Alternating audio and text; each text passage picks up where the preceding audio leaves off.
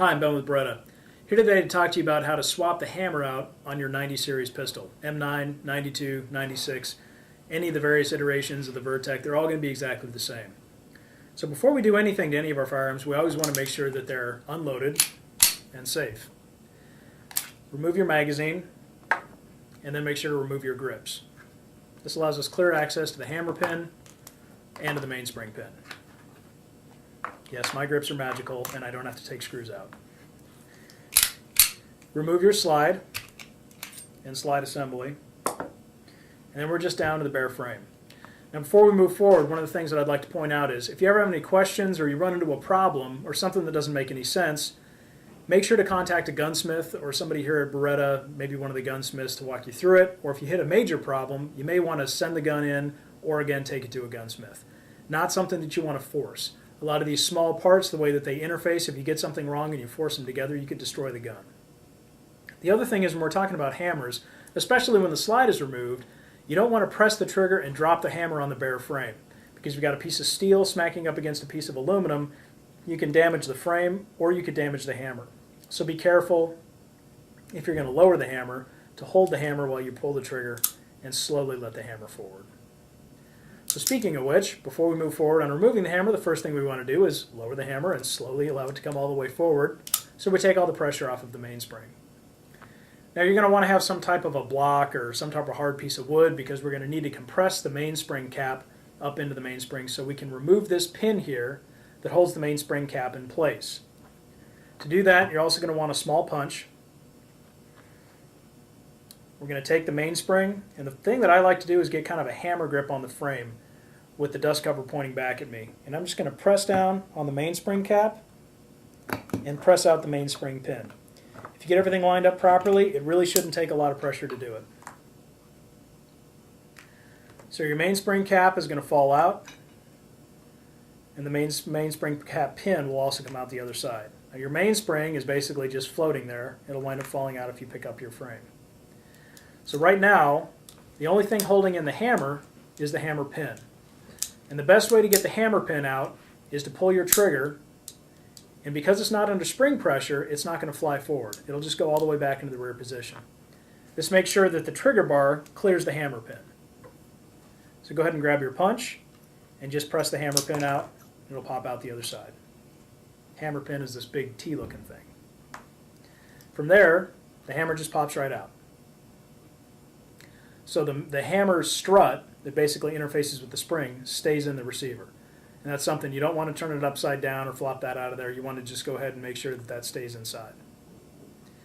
So if you get a new hammer or whatever the case may be, you're just going to grab it and stick it back into the frame in the same position. And all you want to do is pull the trigger so the trigger bar comes forward and clears that hole so you can put the hammer pin back in. Now make sure that the big side of the hammer pin is on the opposite side of the trigger bar. Otherwise it just won't go in.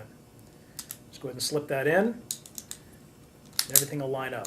So at this point you can feel if everything's lined up. If you pull the trigger and you put some manual pressure on the hammer, it should pull back and then pop forward. So from here, we want to put our mainspring in, and if you look up inside the mainspring housing, or the hole inside the frame, you'll see the hammer strut. Take one of the sides of the mainspring and just try and guide it over that hammer strut. You want to make sure that it actually goes onto the hammer strut and doesn't go next to it, because if it's not on the hammer strut, the gun won't operate properly.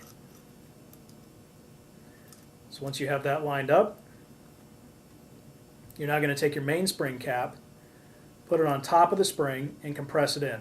Now be careful when you're doing this, because this thing can become a projectile and go flying across the room. So again, we're going to get our hammer grip on the frame, we're going to put this in, and then we're just going to press it against that block and make sure that you get it lined up. Now here's another little tip. The lanyard loop, if you push this too far in, you're going to wind up actually pushing the pin through the lanyard loop and not through the hole in the mainspring cap.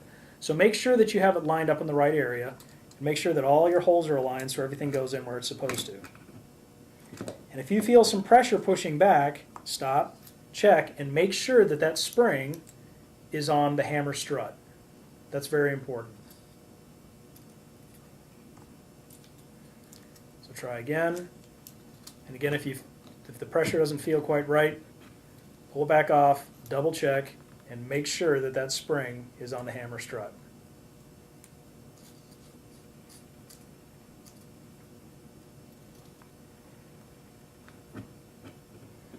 So now I'm going to go nice and slow.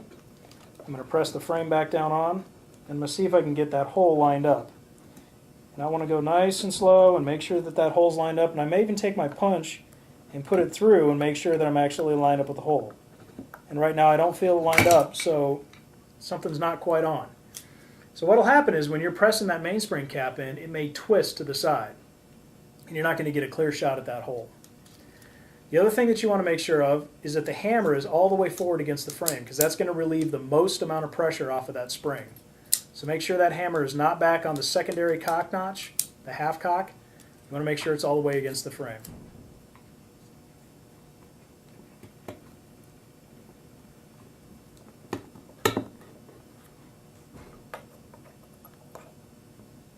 So right now I've got my punch in there, which you could call a slave pin, and I know that everything's lined up and everything's where it needs to be. So now I can back my punch out, I can put my regular pin in, and it just goes in with finger pressure. So once you know you have everything lined up, the pin's very easy to slide in. Hammer cocks, drops, everything seems to be functional, so everything operates. So now I can put my slide back on, lock it into place, drop that. I can press the trigger to make sure that I have full function. It cocks all the way, drops, there's a half cock notch that it hits, decock operates, weapon seems to be operational.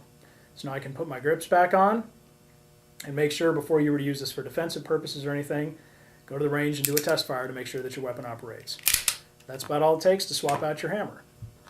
So if you have any other questions or anything comes up, make sure to contact a competent gunsmith. And remember, this is not one of those situations where if it doesn't fit, use a bigger hammer. For more tips, check us out on Facebook at Beretta USA, Twitter at Beretta_USA, or YouTube at Beretta Community.